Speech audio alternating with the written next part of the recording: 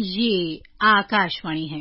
प्रस्तुत है कार्यक्रम सुर्खियों में। इसके अंतर्गत सुनिए भारतीय रिजर्व बैंक की मौद्रिक नीति से जुड़े निर्णयों पर चर्चा। इसमें भाग ले रहे हैं आर्थिक विश्लेषक जयंतो रॉय चौधरी। कार्यक्रम का संचालन कर रही हैं सोनू सूद। अपनी द्विमासिक नीतिगत बैठक में आज भारतीय रिजर्व बैंक ने अपनी प्रमुख रेपो दर को ज्यों का त्यों बनाए रखने का फैसला लिया और ये तीसरी बार है जब प्रमुख दर में कोई बदलाव नहीं किया गया है। अपने संबोधन में आरबीआई गवर्नर शक्तिकांत दास ने भारतीय अर्थव्यवस्था की मजबूती की प्रशंसा की, ऐसे समय पर जब आर्थिक स्तर पर चुनौतियां हैं और मंदी है, लेकिन उन्होंने साथ ये भी कहा कि आगे चलकर हमें एक सतर्क रुख अपनाना होगा। इस पॉलिसी अनाउंसमेंट की विभिन्न पहलुओं पर चर्चा के लिए आज हमारे साथ हैं वरिष्ठ आर्थिक विशेषज्ञ श्री जयंतो रॉय चौधरी। जयंतो, आपका बहुत बहुत स्वागत है आकाशवाणी में। धन्यवाद सोनू। जयंतो, आज जो आरबीआई की पॉलिसी अनाउंसमेंट हुई है उसको आप कैसे देखते हैं? ये जो उन्होंने फैसला लिया है रेपो दर को ज्यों का त्यों बनाए रखने का, क्या ये जो अनुमान थे, आशाएं थी, उसके अनुरूप है? हाँ, मोटा मोटी कह सकते हैं कि यही आशा किया जा रहा था कि इस बार भी वो रेपो दर संभाल के रखेंगे। यद्यपि इन्फ्लेशन का दर भारतवर्ष में बढ़ रहा है, मेनली फूड इन्फ्लेशन के कारण से। फूड इन्फ्लेशन सीजनल माना जाता है, इसलिए शायद उन्होंने तय किया कि इस बार सीआरआर या किसी और भी रेपो का जो दर है उसको बढ़ा के या घटा के इन्फ्लेशन पे काबू करने की जरूरत नहीं है। परंतु आरबीआई की जो स्टैंड है वो लगता है कि वो वेट एंड वॉच है। वो देखते रहेगी कि किस तरह से आगे जा रहे हैं, क्योंकि उन्होंने अंडरलाइन किया है कि विश्व भर में एक इन्फ्लेशन का दौर चल रहा है। एक जियोपॉलिटिकल अनसर्टेनिटी भी है और एक्सट्रीम वेदर कंडीशंस भी लागू हो रही है। इन सब कारणों के लिए इन्फ्लेशन का दर विश्व भर में बढ़ने की एक शंका है, एक भय है। पर क्योंकि हमारा एक अर्थनैतिक व्यवस्था अभी सुदृढ़ है, आगे की तरफ जा रहा है, हमारी जो झुकाव है वो कह सकते हैं कि ऊपर की तरफ है, तो इसलिए शायद रिजर्व बैंक मानती है कि हमारी अर्थनैतिक व्यवस्था इसको झेल लेगी और इस वक्त हमको इन्फ्लेशन को पकड़ में लाने के लिए किसी दर का उपयोग करने की जरूरत नहीं है। और यही मानते हुए इन्होंने रेपो दर को जहां पे है वहीं पे रखा है।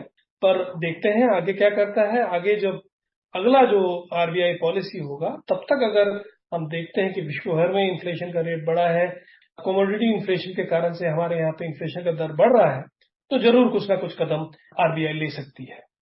गवर्नर ने ये कहा कि जो उन्होंने पिछली मीटिंग के बाद भी कहा था कि हेडलाइन इन्फ्लेशन का सिर्फ जो बैंड है 2 to 6%, 4% प्लस माइनस 2%, उसके बीच में ही रहना काफी नहीं है, हमें उसे 4% तक लाना वो हमारा लक्ष्य है।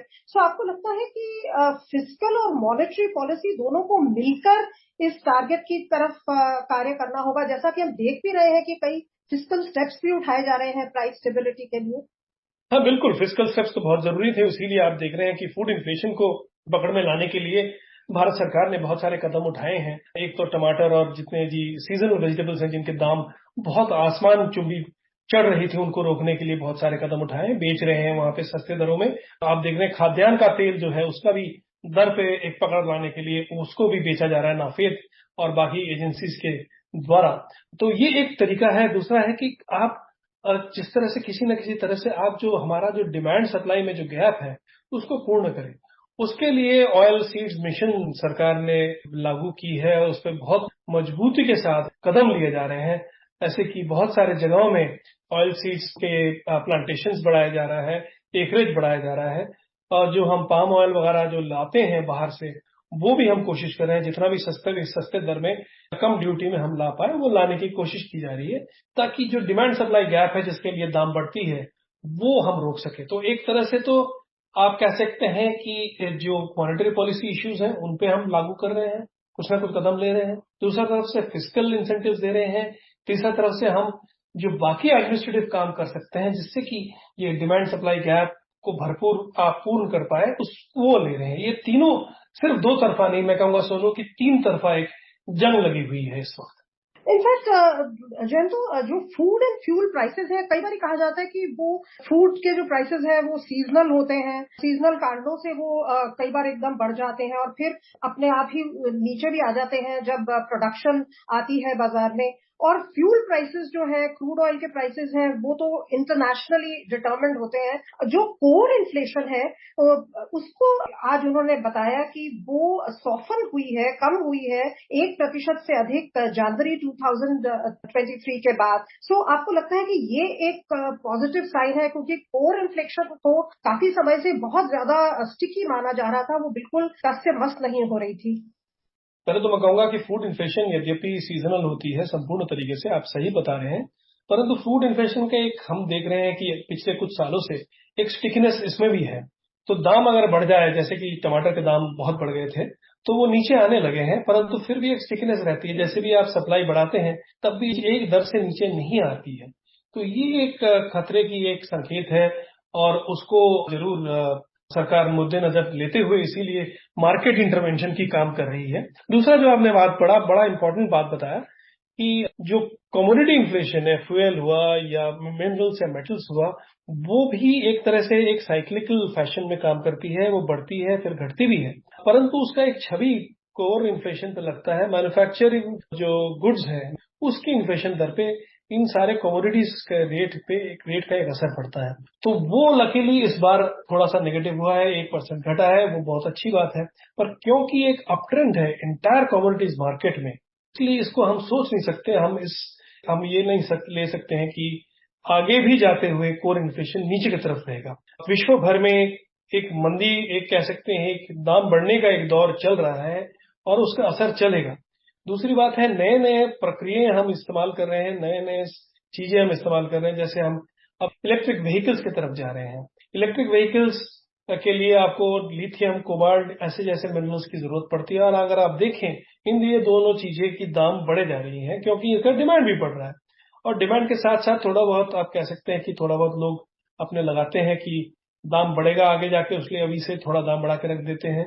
तो ये चलते हुए इसका एक पुश फैक्टर रहता है पूरा इन्फ्लेशन दौर पे, और वो एक डर रहता है। और उसीलिए रिजर्व बैंक यद्यपि बोलेगी जरूर, परंतु एट द सेम टाइम एक कॉशियस स्टांस लेके चलती है। तो जैसा आपने कहा कि कई बार आगे का एंटिसिपेट करके भी प्राइसेस फिक्स होते हैं, और कई बार जो माहौल होता है उसका फायदा भी उठाया जाता है। इन्फ्लेशनरी एक्सपेक्टेशंस जिसे हम कहते हैं, उस एस्पेक्ट के बारे में आप हमें बता सकते हैं? आपको लगता है कि उसका फायदा उठाते हुए भी शायद होल्डिंग होती है, जिसकी वजह से प्राइसेस, जैसे आप कह रहे थे कि नीचे बहुत चाहे मार्केट कंडीशंस इंप्रूव भी हो जाए, लेकिन नीचे आने में बहुत समय लगता है प्राइसेस का। सो इसमें भी इंटरवेंशन की जरूरत जो रहती है, वो जस्टिफाइड है। देखिए, इसमें बहुत ज्यादा इंटरवेंशन करने की हमें मौका नहीं है, क्योंकि ये विश्व स्तर की बात है। यहाँ पे या तो फिर एक कबाल बनाए बाकी देशों के साथ और फिर इंटरवीन करें तो बात बने, नहीं तो ये मार्केट फोर्सेस से ही छोड़ने की जरूरत पड़ती है। परंतु हमारे एक सेफ्टी फैक्टर है। सेफ्टी फैक्टर ये है कि विश्व भर में भले ही रिसेशनरी ट्रेंड या आप कह सकते हैं स्लो ग्रोथ का ट्रेंड हो, भारतवर्ष में इस वक्त हम देख रहे हैं कि ग्रोथ रेट अच्छी तरीके से बढ़ रही है। ये कह सकते हैं कि कोविड के दौरान हमारा अर्थनैतिक व्यवस्था में बहुत एक कह सकते हैं एक इफेक्ट पड़ा था, उसके लिए नेचुरल कि हमारा जीडीपी ग्रोथ रेट ऊपर की तरफ जाएगा, परंतु जा रहा है। और जब भी ग्रोथ एक्सपेक्टेशन रहता है तब सुविधा ये रहती है कि यद्यपि आपका इन्फ्लेशनरी रेट बढ़ता है, फिर भी आपका अर्थनैतिक व्यवस्था उसको झेल पाती, मान लेती है। अभी भी अगर आप देखें, सैलरीड क्लास को भी उनका भी सैलरी बढ़ा है। एक वेज एक्सपेक्टेशन जिसे कहते हैं हम कि वेज बढ़ेगा या नहीं बढ़ेगा, वो एक्सपेक्टेशन की जो स्टडी है वो भी दिखा रही है कि एशिया पैसिफिक रीजन में इंडिया एक ब्राइट स्पॉट है, जहां पे वेज एक्सपेक्टेशंस ग्रोथ का एक संभावना बहुत अच्छा है। तो ये सारे कारणों के लिए जब इन्फ्लेशन बढ़े भी, अगर साथ ही साथ में मजदूरी भी बढ़े, साथ ही साथ में प्रॉफिट भी बढ़े, तो उसको झेल पाता है वो अर्थनैतिक व्यवस्था। और शायद भारतवर्ष में वही हो रहा है। तो जयंतु, जो लिक्विडिटी मैनेजमेंट है उस पर भी काफी बल देती है आरबीआई, और अपने उनके स्पीच में भी हमेशा उस पर बल रहता है। जो ये स्टेप लिया गया है आज, 10% इंक्रीमेंटल सीआरआर का जो net demand and time deposits पर लगाया गया है बैंक्स के, ये क्या स्टेप है? ये क्यों जरूरी था? अगर आप थोड़े सरल शब्दों में हमें समझा सके। हाँ सोनू जी, इसका बड़ा जरूरत था, क्योंकि जैसे मैंने कहा कि फूड इन्फ्लेशन बहुत है, बढ़ रहा है हमारे यहाँ पे। उसको अगर आप रोकना है तो जो आपने पहले बताया कि आप जो लोग एक्सपेक्ट कर रहे हैं कि दाम और बढ़ेगा, टमाटर का हो या प्याज का हो, और वो इसलिए होर्डिंग कर रहे हैं, उनको रोकने के लिए स्टेप लिया जाता है। होर्डिंग किस तरह से किया जाता है? होर्डिंग करने के लिए आपको खरीदारी करनी पड़ेगी, ट्रक पे ट्रक आपको खरीदने पड़ेगा। ट्रक पे ट्रक अगर आप खरीदे तो बहुत लाख या करोड़ों रुपयों की जरूरत होती है, और वो पैसे किसी व्यापारी के पास आमतौर से होता नहीं, वो बैंक से ही उधार लेता है। तो यहाँ पे उसके लिए उन्होंने क्रेडिट जो है उस पर एक पाबंदी लगाई है। उन्होंने कहा कि क्रेडिट का इतना पैसा आपको टाइम डिपॉजिट में लगाना ही पड़ेगा, CRR में देना ही पड़ेगा। अगर आप देंगे तो बैंक उस तरह से आपको पैसे नहीं दे पाएगा। फूड क्रेडिट जिन्हें देते हैं वो ले नहीं पाएंगे उस तरह से उधार स्लो हो जाएगी, रुक जाएगी, और वो जो होर्डिंग कर रहे थे उनके हाथों में या पॉकेटों में उतना पैसा नहीं रहेगा कि होल्ड करने के लिए पैसा खर्च कर पाए। तो ये एक प्रक्रिया रहता है। ये RBI के एक बहुत फेवरेट टूल है, और हर वक्त से हम देखे आ रहे हैं कि 1950 के दशक से लेके RBI ये पॉलिसी अपनाती है। जब भी देखती है कि फूड इन्फ्लेशन बढ़ रही है या आशंका है कि फूड इन्फ्लेशन बढ़े या होर्डिंग हो, तो ये पॉलिसी वो जरूर अपनाती है। और जयंत, एक और जो आज अनाउंसमेंट हुई वो डायरेक्टली होम बायर्स को अफेक्ट करेगी, तो इसका भी अगर आप हमें इम्प्लीकेशन समझा सकें। जो फ्लोटिंग इंटरेस्ट रेट लोन्स हैं उनके लिए जो रीसेट करना हो इंटरेस्ट रेट्स को, तो उसके लिए ट्रांसपेरेंट फ्रेमवर्क बनाने की बात की गई है। तो इसकी क्या जरूरत क्यों समझी गई और इससे क्या फायदा होगा होम बायर्स को?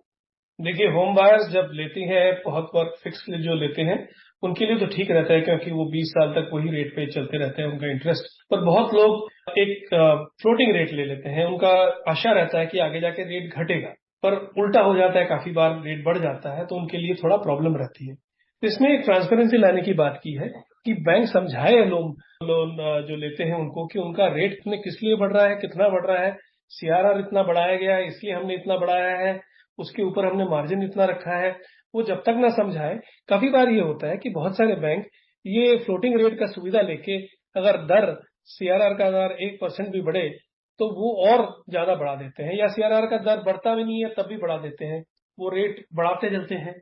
तो वो होम बायर के लिए जो पहले खरीदा था उसकी भी तकलीफ, ये एक मुश्किल बात बन जाती है, और आगे भी इन्वेस्टमेंट रुक जाता है, क्योंकि बहुत लोग जब देखते हैं कि इंटरेस्ट का दर होम लोन्स पे बढ़ रहा है तो वो रुक जाते हैं, वो अपना हाथ बंद कर लेते हैं। तो हाथ बंद कर लेने से जो पूरा जो आपकी बाजार है रियल एस्टेट की, उस पर एक असर पड़ती है, बिक्री नहीं होती है, फ्लैट जो नई खरीद बन रही है, रियल एस्टेट, रियल्टी, सब के सब इसमें तंगी की एक दौर आ जाती है। इसीलिए उन्होंने एक ट्रांसपेरेंसी मांगी है RBI ने कि बैंक समझाए कि किस लिए बढ़ रहा है और कितना बढ़ाया जा रहा है और क्यों बढ़ाया जा रहा है। ये नहीं कि आप अंधाधुंध दाम बढ़ाते जाए।